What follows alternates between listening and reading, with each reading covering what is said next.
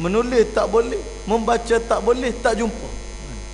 Mana boleh dah menulis tak boleh, membaca tak boleh.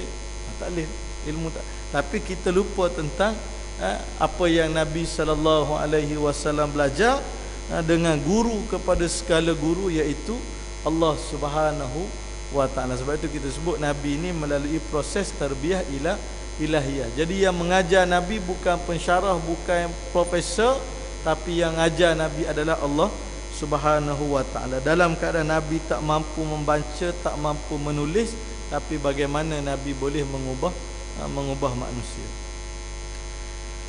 Akan tetapi Allah Ta'ala mengurniakan kepada baginda ilmu yang tidak dapat ditandingi oleh sesiapa pun. Dalam keadaan Nabi tak boleh membaca, tak boleh menulis, ilmu yang dimiliki oleh baginda SAW tidak boleh ditandingi oleh sesiapa. Tambahan pula, Allah telah menyempurnakan nikmat ke atas baginda dengan kepribadian yang unggul.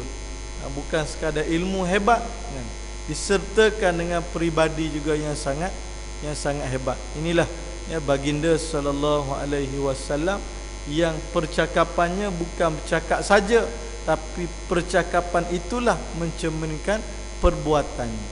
Perbuatannya itulah mencerminkan percakapannya. Ini yang hebat. Kita tuan-tuan sekalian, kadang bercakap lain, perbuatan lain.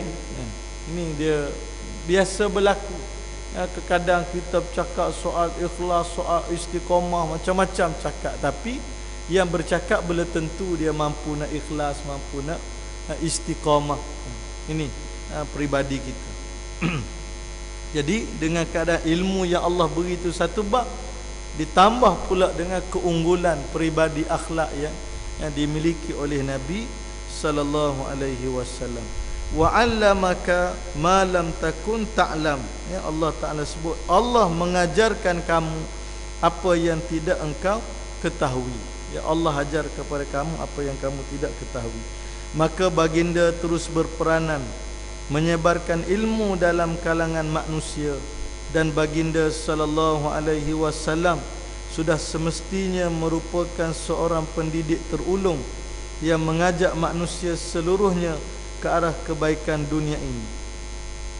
Baginda mendidik dengan penerangan yang menarik, percakapan yang fasih dan lancar, bernasnya idea, kaedah yang hebat, perwatakan yang lemah lembut, rohaninya bersinar-sinar, sikap berlapang dada, hati yang begitu lembut, sikap penyayang, keprihatinan yang serius, kecerdikan yang cukup tinggi, dan banyak lagi sikap-sikap terpuji yang melayakkan baginda digelar sebagai tuan guru untuk semua manusia, sesuai dengan apa yang dinyatakan oleh baginda sallallahu alaihi wasallam, innama bu'istu mualliman, sesungguhnya aku dibangkitkan sebagai seorang guru. Bagaimana pengarang kitab ini, Syekh Abdul Fattah Abu Ghuddah ini, dia sebut nanti dia akan kemukakan secara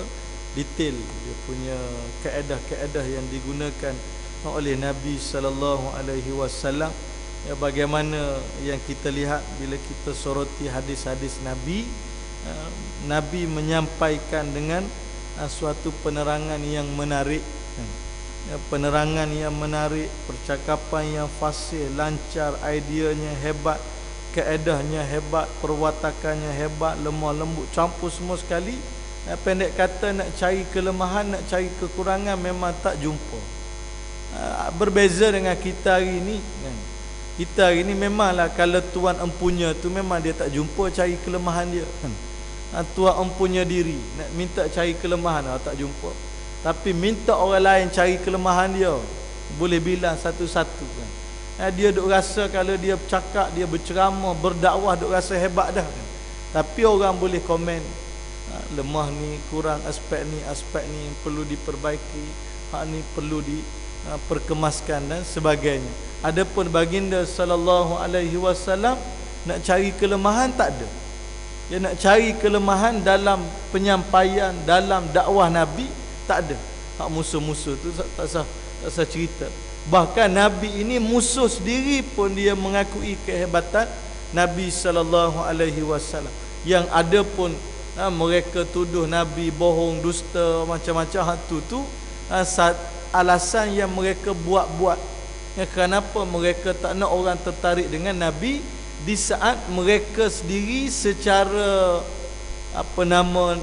secara fitrahnya, secara yang sebenar mereka akui Nabi ni seorang manusia yang hebat. Kalau kita baca dalam sirah bagaimana golongan musyrikin ini bersidang sama-sama mereka, kita nak berikan label apa kepada Nabi sallallahu alaihi wasallam. Dia bincang, dia berbincang sama-sama musyrikin ini, kita nak panggil Nabi ni sebagai apa? Dia bincang.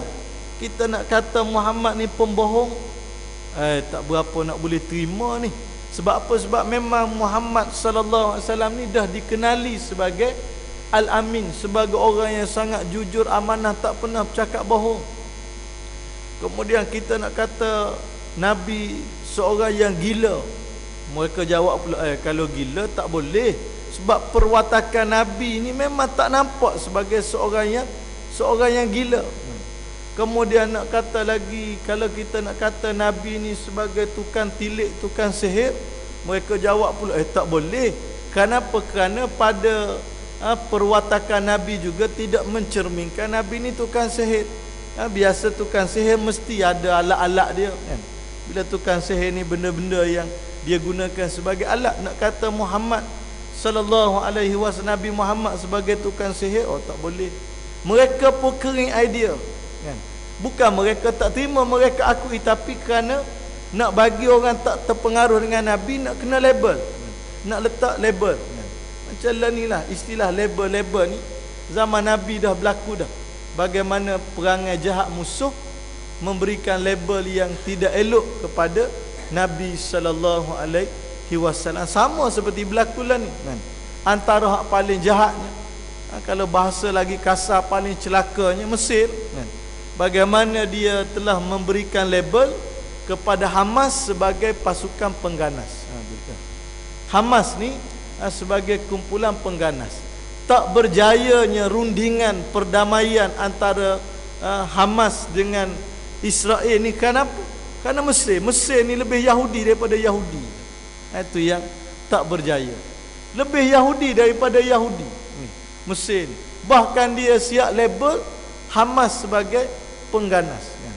Ini benda-benda label-label ni zaman Nabi dulu dah berlaku dah. Musuh-musuh Islam mereka nak halang, mereka terpaksa letak satu label, satu nama kepada Nabi di saat mereka akui Nabi ni bukan seperti yang mereka sebut, tapi nak supaya orang tak terpengaruh. Jadi mereka letak label-label yang seperti itu. Jadi nak sebutnya tuan-tuan sekalian, Nabi sallallahu alaihi wasallam ini disegani kawan dan lawan. Nak cari kelemahan, memang tak akan jumpa kelemahan yang ada pada Nabi dalam bab berdakwah, menyampaikan ilmu dan sebagainya. Berbeza dengan kita manusia biasa, kita ada kelemahan. Kadang penyampaian kita tersilap, kadang penyampaian kita tak jelas, kadang dalam penyampaian kita ada memburuk-burukkan orang. Kadang penyampaian kita boleh jadi ada unsur fitnah, boleh jadi banyak sangat kelemahan-kelemahan yang ada pada kita. Cuma seperti mana yang saya sebut tadilah, kadang kalau kita sendiri memang kita tak perasan ada benda salah kan. Tapi orang bila beri ruang untuk orang tegur, orang boleh tegur, hak ni mungkin fakta tak berapa tepat, hak ni begini, hak ni begini, hak ni begini. Kalau ikut kita pakai syok sendiri duk rasa betul semua dah. Ini dia. Baik. Jadi kehebatan Nabi sallallahu alaihi wasallam begitu hebat sekali dalam keadaan rohaninya, dalamannya ni hebat kan. Orang lain ni kadang kita selalu dengar dalam ustaz-ustaz duk ceramah, kadang bercakapnya bagus tapi hati ni Allahu Akbar kan. Memandang kepada orang-orang yang istilah jenis tak semayang ke apa, pandangan dengan memandang dengan pandangan benci kadang, pandangan menyampah kan. Itu berbeza dengan Nabi SAW. Nabi melihat mereka ini dengan pandangan kasih sayang. Ya, bagaimana nak bagi mereka ni selamat dalam kehidupan di dunia, lebih-lebih lagi di hari akhirat. Benda-benda inilah yang kita akan belajar secara detailnya, terperincinya nanti bila kita akan halusi satu persatu pendekatan dan kaedah yang digunakan oleh Nabi SAW yang disenaraikan dalam kitab ini. Hampir 40 teknik kaedah yang Nabi sampaikan. Baik. Banyak kaedah-kaedah yang Nabi gunakan yang kita boleh soroti satu persatu nanti. Baik. Ancaman baginda terhadap ilmu yang tidak bermanfaat. Sebelum kita memulakan perbincangan mengenai kaedah dan metod yang baginda gunakan dalam mengajar, maka disebut huraian ringkas mengenai ancaman dan peringatan baginda daripada ilmu yang tidak bermanfaat, sehinggalah perkara ini telah dijadikan sebagai satu doa yang diminta berlindung daripadanya. An Zaid ibn Arqam radhiyallahu anhu qala kana Rasulullah sallallahu alaihi wasallam yaqul Allahumma inni a'udzubika min ilmin la yanfa' wa min qalbin la yakhsha' wa min nafsin la tashba' wa min da'watin la yustajabu laha. Hadis rawahu Muslim. Daripada Zaid bin Arqam, beliau berkata, adalah Rasulullah sallallahu alaihi wasallam berdoa, ya Allah, sesungguhnya aku memohon perlindungan padamu daripada ilmu yang tidak bermanfaat, daripada hati yang tidak khusyuk, dan daripada nafsu yang tidak pernah kenyang, dan daripada doa yang tidak dimakbulkan. Jadi dalam kita nak belajar ni juga, di samping kita nak belajar ini, kita juga diberikan ingatan oleh Nabi SAW daripada ilmu ada tetapi la yanfa' kan? Ilmu yang tidak memberikan manfaat. Yang kita nak ilmu-ilmu yang mampu memberikan manfaat kepada diri kita, kepada rakan-rakan kita, keluarga kita dan sebagainya. Antara lain ialah dengan cara ilmu yang bukan sekadar kita ada ilmu, tapi kita beramal dengan ilmu yang kita miliki. Maka mudah-mudahan ilmu itu ilmu yang bermanfaat. Apatah lagi ilmu yang tidak bermanfaat ini bila masuk dalam kategori ilmu-ilmu yang ajaran-ajaran sesat tak betul, hak tu lagilah kita ini semakin jauh. Jadi 3-4 perkara yang Nabi minta yang kita pun selalu baca, bahkan kita juga selalu mengaminkan apa yang dibaca oleh imam. Ya Allahumma inna na'udzubika min ilmin la yanfa'. Kita minta, ya Allah, aku berlindung daripada ilmu yang tidak bermanfaat. Tidak bermanfaat ini maknanya yang saya sebut tadilah. Satunya ilmu yang tidak diamalkan, dan yang kedua memang ilmu itu sendiri ilmu yang tidak ada manfaat kepada kita. Boleh jadi ilmu-ilmu yang sesat, ilmu yang mengarut tak apa-apa. Yang keduanya ialah qalbil la yakhsha'. Juga kita minta kepada Allah berlindung daripada hati yang tidak mau tunduk kepada Allah Subhanahu wa ta'ala.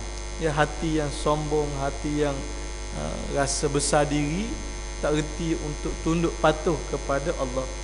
Juga nafsil la tashba', nafsu yang tak reti nak kenyang. Maknanya nafsu yang tak cukup-cukup, nak je, nak semua benda tu benda ni, sehingga kita mengabaikan Allah Subhanahu wa ta'ala. Tuan-tuan, mudahlah kalau kita kira nak bercakap masalah duit kan.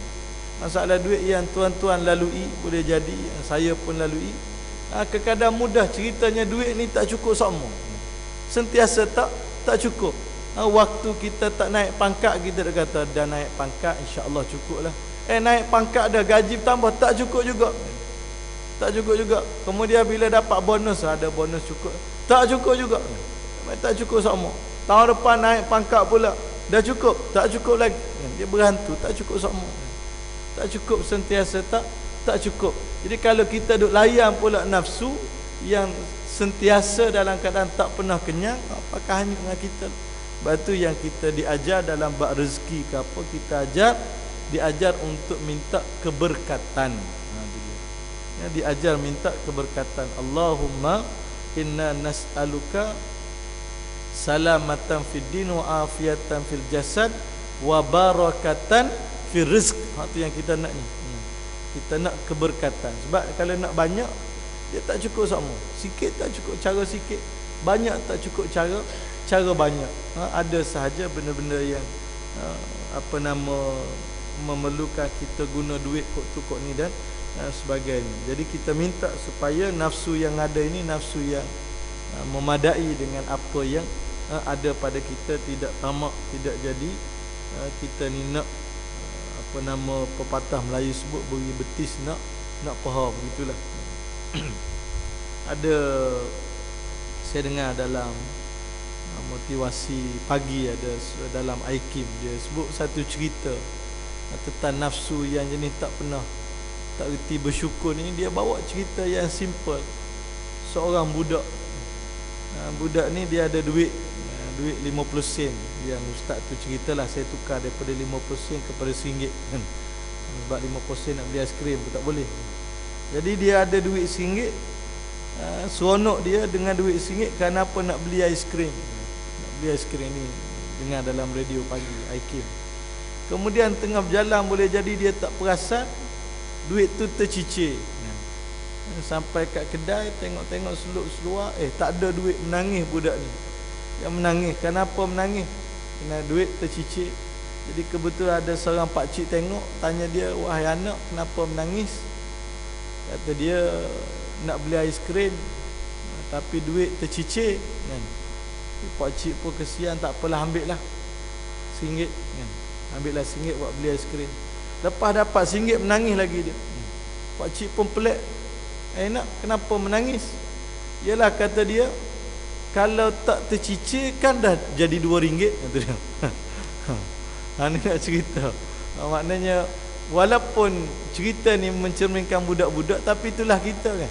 Maknanya dia masih terkenang-kenang dengan apa yang dah tak ada. Perangai kita ni. Maknanya dia boleh, kalau tak hilang tadi RM2 dah ada. Dak kalau tak hilang, awak tak dapat lagi RM1 tu kan. Tapi nak cerita perangai manusia ini yang dia duk nak sokmo, nak hala kebanyak sokmo kan. Ni yang berlaku. Baik. Jadi Nabi memberikan ancaman kepada kita supaya kita kena minta kepada Allah berlindung daripada penyakit-penyakit ini.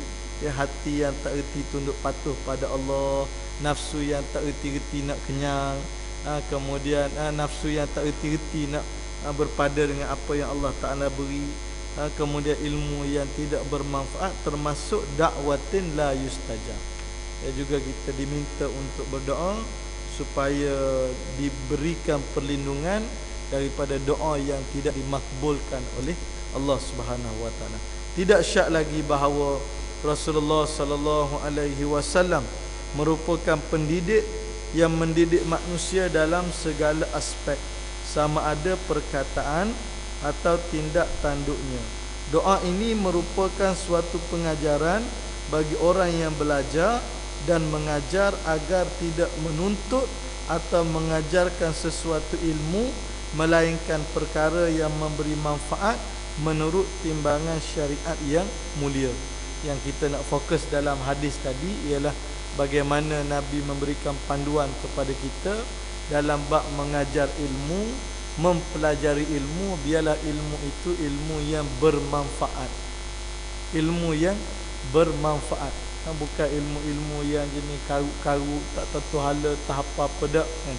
Biar kita belajar ilmu yang bermanfaat, yang kita boleh manfaatkan dalam kehidupan harian kita. Ilmu soal halal haram, ilmu berkenaan dengan tauhid, akidah, fiqh, tasawuf dan sebagainya, perkara-perkara yang memberikan manfaat. Adapun ilmu-ilmu yang sifatnya bawa kepada ajaran sesat dan sebagainya, itu kita minta jauh.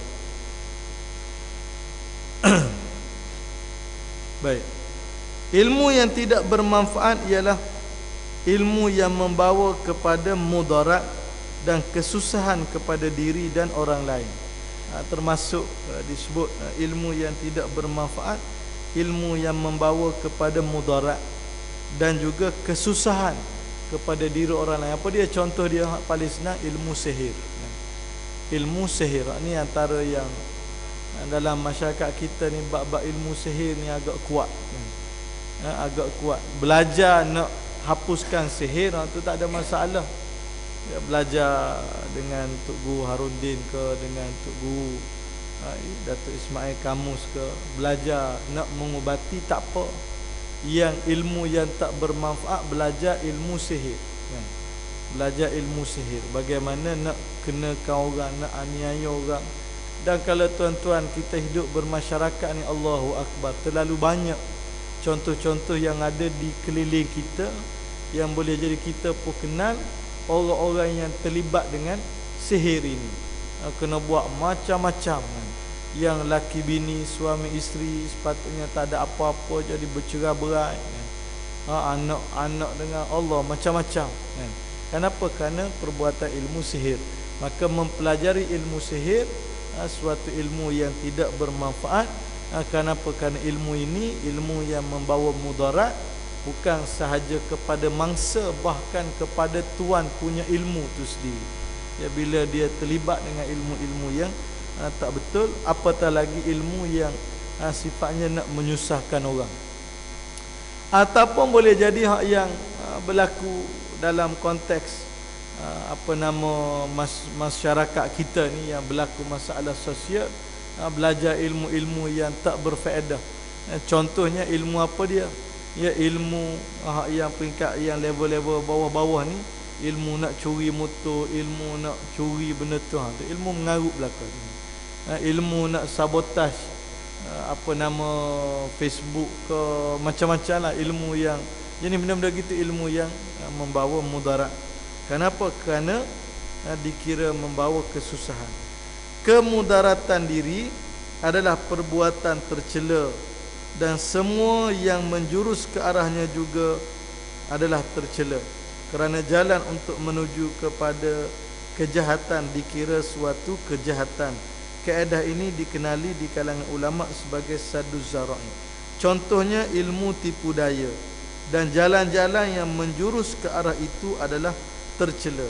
Demikian juga ilmu mencuri ataupun ilmu apa-apa ilmu yang boleh membawa kepada kebinasaan dianggap daripada kategori ilmu yang tidak bermanfaat. Apa dia ilmu yang tidak bermanfaat? Ilmu yang bawa mudarat, bahkan ilmu yang membawa kepada kesusahan diri dan juga orang lain. Contoh tadilah yang pengarang kitab ni pun dah sebut, belajar bab menipu, belajar menipu, mencuri dan sebagai termasuk apa yang juga saya sebutkan tadi. Baik. Perbahasan ringkas mengenai peribadi baginda sallallahu alaihi wasallam dari aspek pengajaran. Saya berpandangan, pengarang kitab ini sebut, bahawa adalah sesuai juga untuk membincangkan secara ringkas mengenai peribadi baginda sallallahu alaihi wasallam dari aspek baginda sebagai guru dan pendidik. Ia bertujuan memperkenalkan kita dengan diri baginda yang mulia dengan lebih mendalam, yang dikurniakan oleh Allah Ta'ala ke atas Rasulnya, agar kita mengikutinya untuk melakukan kebaikan kepada seluruh manusia dan menyampaikan agama yang mulia ini kepada seluruh manusia. Baik, seterusnya sebelum juga masuk kepada teknik-teknik yang nak dibicarakan, pengarang kitab ni sebut ada baiknya untuk bincang juga tentang peribadi baginda sallallahu alaihi wasallam sebagai seorang guru dan pendidik. Baik. Baginda memiliki sifat penyayang lagi pengasih, menjauhkan perkara yang menyusahkan dan suka kepada kemudahan, berkasih sayang terhadap golongan pelajar, mengambil berat keadaan mereka, sentiasa mencurahkan segenap tenaga pada setiap ketika dan keadaan. Contoh yang pada ringkas, Nabi ini sebagai seorang guru memiliki sifat penyayang lagi pengasih. Hak ni yang terkadang nampak senang tapi susah kan. Maknanya macam tadilah yang saya sebut contoh kan. Ini buku kebelacan kan. Kalau dia ada sifat kasih sayang, dia tak buat gitu. Dia tak akan perlakukan seperti itu. Memalukan budak yang tak ada apa salah, akhirnya satu dunia tengok video itu. Bila dia upload dalam WhatsApp, dalam Facebook, satu dunia tengok. Maka macam mana dia nak pikul bebanan kesalahan dia itu telah memalukan budak ini. Walaupun nama budak, tapi budak ni ada mak ayah dia. Bukan sekadar budak ni malu, mak ayah dia pun malu. Kalau ada kasih sayang, dia tak akan buat benda-benda yang seperti itu. Maka antara syarat yang mesti ada, yang ditunjukkan oleh Nabi, ialah ada nilai kasih sayang dalam diri. Apatah lagi bila melihat, kalau dalam konteks dakwah dia panggil mad'u, dalam konteks mengajar dia panggil anak murid. Ini nilai yang mesti ada. Kemudian Nabi ini suka menjauhkan perkara yang susah. Suka menjauhkan perkara yang susah. Dalam kaedah yang kita dah sebut, pendekatan Nabi ini yassiru wala tu'assiru, permudahkan, jangan susah-susahkan. Kadang macam kita lah berlaku dalam masyarakat. Terkadang bila orang nak masuk Islam, terkadang tertangguh nak masuk Islam. Kenapa? Kerana kita lebih suka menyusahkan daripada mempermudahkan.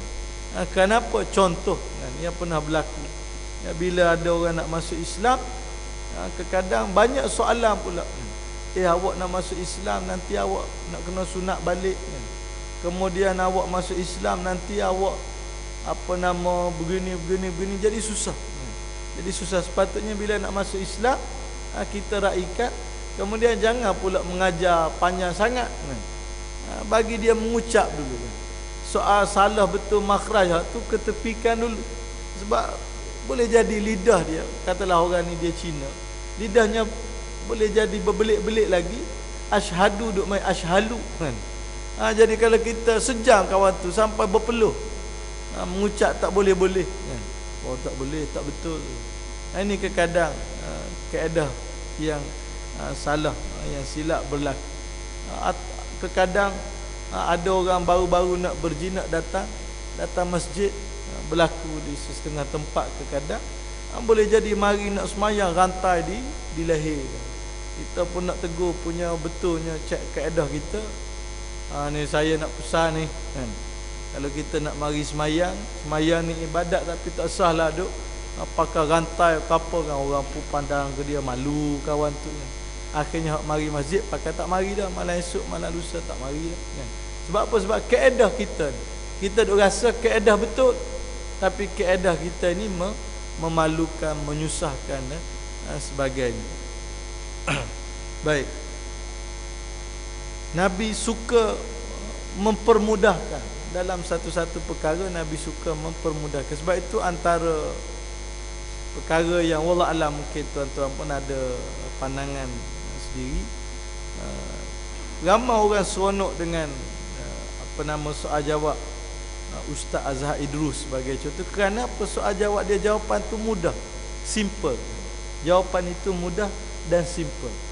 Walaupun mudah dan simple, ada orang tak suka.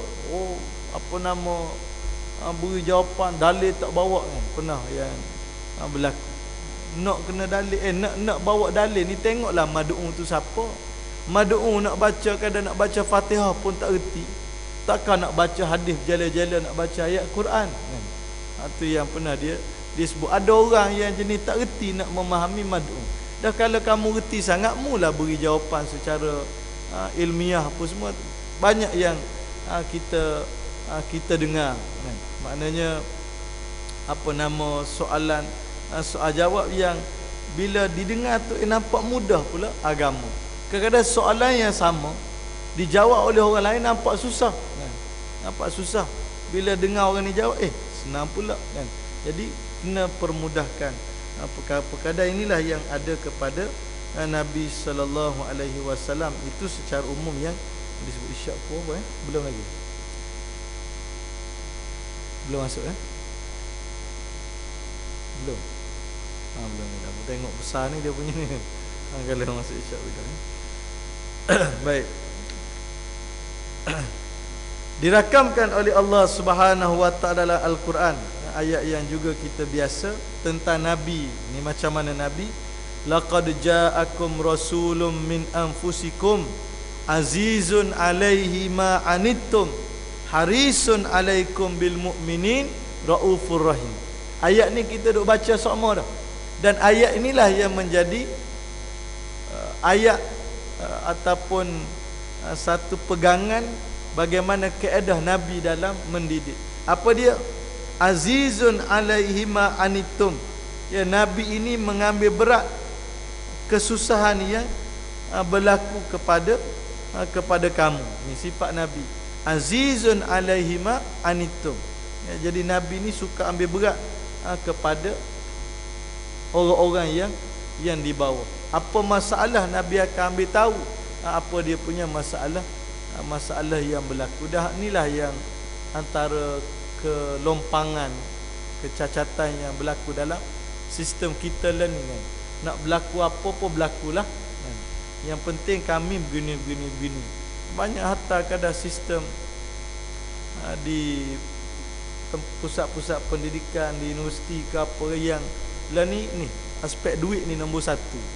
Awak ada duit beres, tak ada duit dia aspek azizun alaihi ma anittum. Hak yang ambil berat apa masalah yang berlaku ni, kadang dia dah jadi nombor 3 4 dah. Hak nombor 1 ni fulus kan. Ada duit beres, tak ada duit ni dia benda gitu yang kadang rosak kita punya sistem dia. Nampak sistem bagus, tapi bagus bila ada fulus. Bila tak ada fulus dia tak bagus kan. Ini banyak tempat berlaku begitu kan. Ini kadang kita nak kena nilai balik. Harisun alaikum. Nabi ini sangat inginkan kebaikan bagi kamu ni. Sifat yang juga nak kena ada. Harisun alaikum. Lepas tu saya teringat pernah saya hadir satu kursus yang saya pernah sebut. Cuba nak ulang balik. Dalam satu kursus tu tajuk dia ialah etika profesionalism seorang guru. Etika profesionalism seorang guru. Apa antara etika dia? Seorang guru elakkan makan di tempat awam yang ramai pelajar makan. Tu saya kata mengarut sungguh kan. Sepatutnya cikgu makan tu belanja sekali tu baru betul kan? Baru betul. Maknanya kenapa pula nak wujudkan jurang? Memanglah di kantin sekolah guru dalam dia ada bilik dia, pelajar ramai-ramai. Bukan makna nak duduk beratur ramai-ramai tak, tapi kalau macam nak makan cendol durian ke, tengok student ada, boleh, tak ada masalah apa. Kenapa nak wujudkan gap?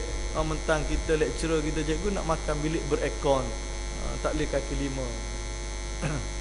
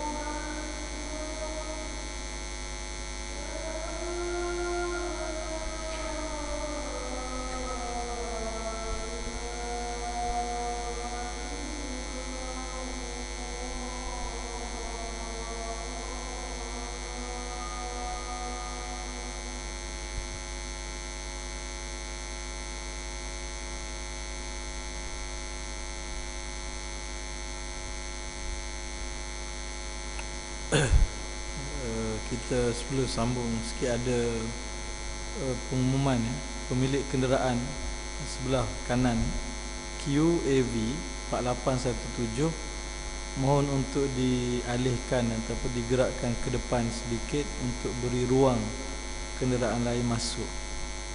Pemilik kenderaan QAV 4817 sebelah kanan ni tak silapnya, minta dialihkan dan digerakkan ke depan untuk beri ruang kepada kenderaan lain masuk. Baik, tuan-tuan sekalian, kita sambung sikit je. Yang kita sebut tadi, terkadang berlaku bila dibuat suatu bentuk etika-etika yang terkadang tidak didasari kepada baginda Nabi sallallahu alaihi wasallam, yang akhirnya jadi seperti itu, diwujudkan jurang-jurang, kemudian nak kena jaga standard, maknanya tak boleh bersama dengan apa nama pelajar-pelajar. Jadi benda-benda yang kadang-kadang nak perlu kita lihat semula perkara ini, kerana sifat Nabi sallallahu alaihi wasallam ini harisun alaikum. Nabi sangat prihatin. Nabi ini sangat prihatin. Sifat itu yang mesti kena ada.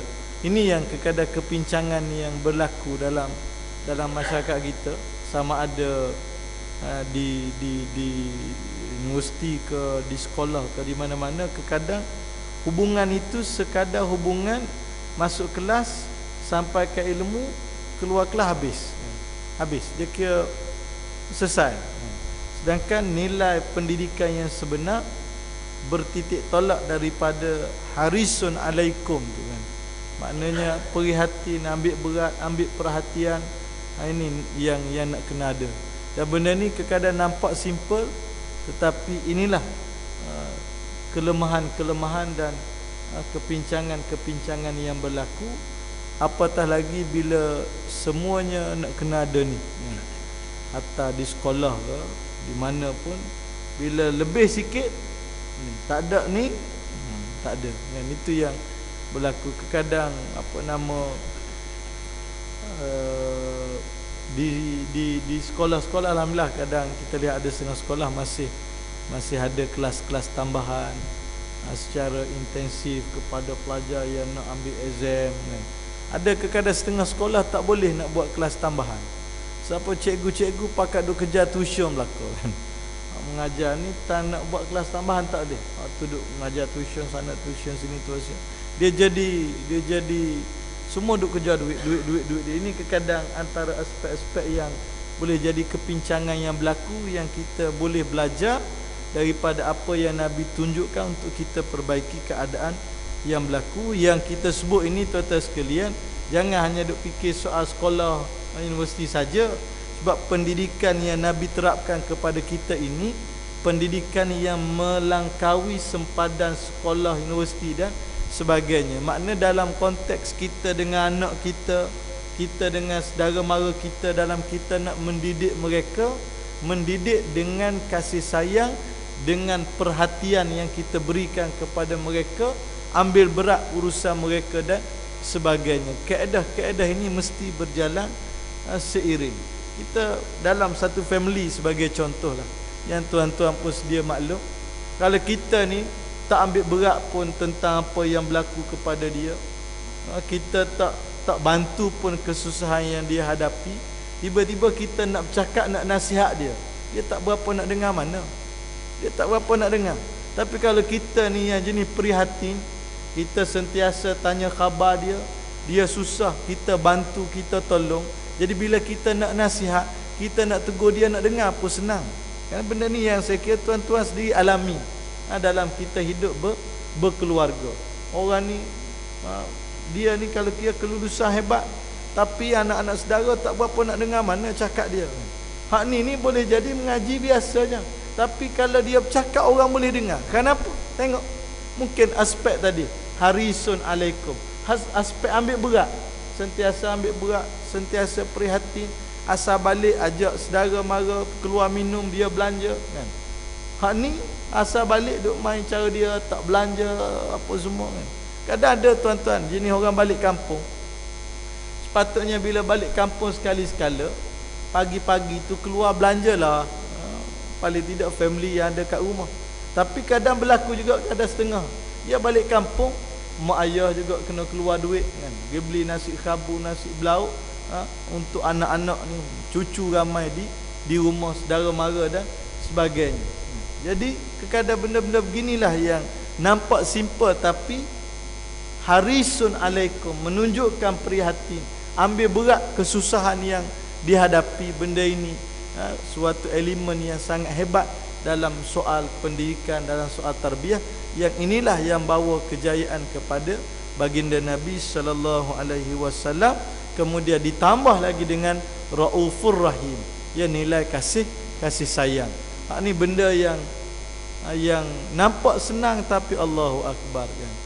Sebab benda tu dia mari daripada ni dalam ni nak mari kasih sayang ni daripada dalam ni, nak ada kasih sayang dengan orang-orang yang ada di sekeliling kita ni yang berlaku. Usah kat tuan-tuan, kadang saya sendiri pun kadang bila kita lihat orang yang jenis tak semayang, orang yang jenis perlakuan dia teruk, kita pandang mereka dengan pandangan kebencian, kita pandang dengan pandangan yang menyampah. Ni beza kita bukan lihat dengan kasih sayang, nak ajak dia supaya berubah dan sebagainya.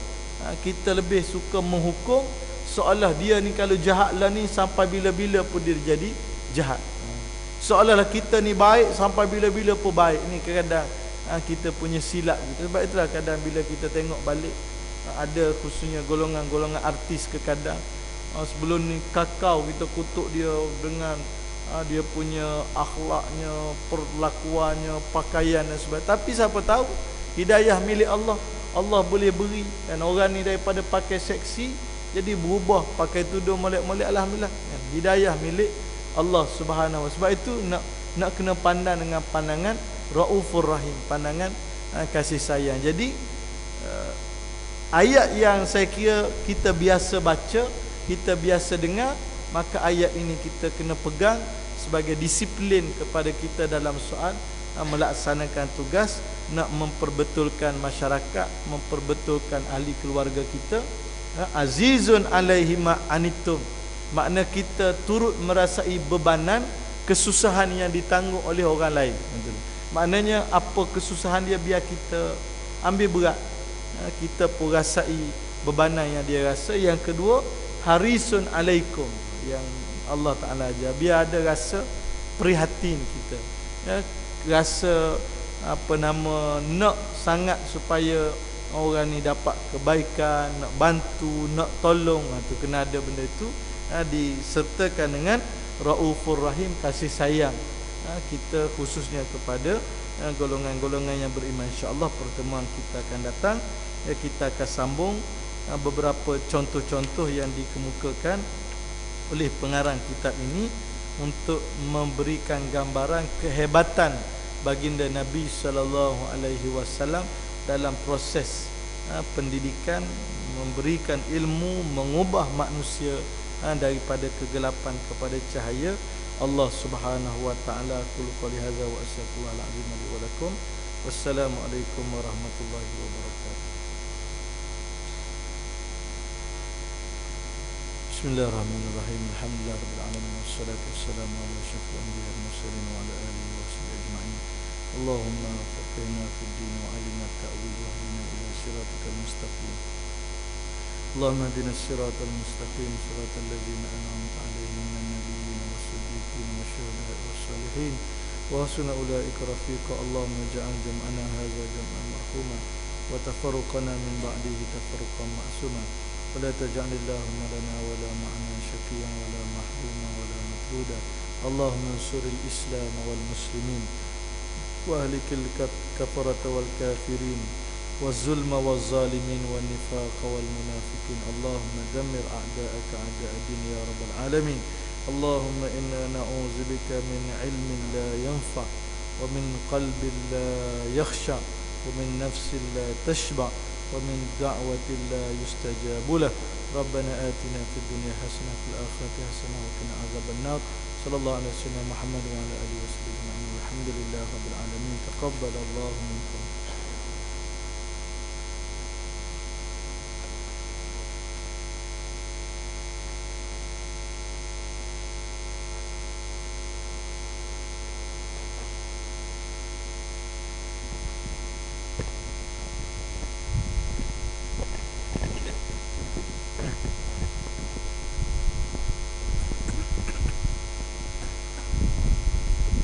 الله أكبر الله أكبر أشهد أن لا إله إلا الله أشهد أن محمدا رسول الله حي على الصلاة حي على الفلاح قد قامت الصلاة قد قامت الصلاة الله أكبر الله أكبر لا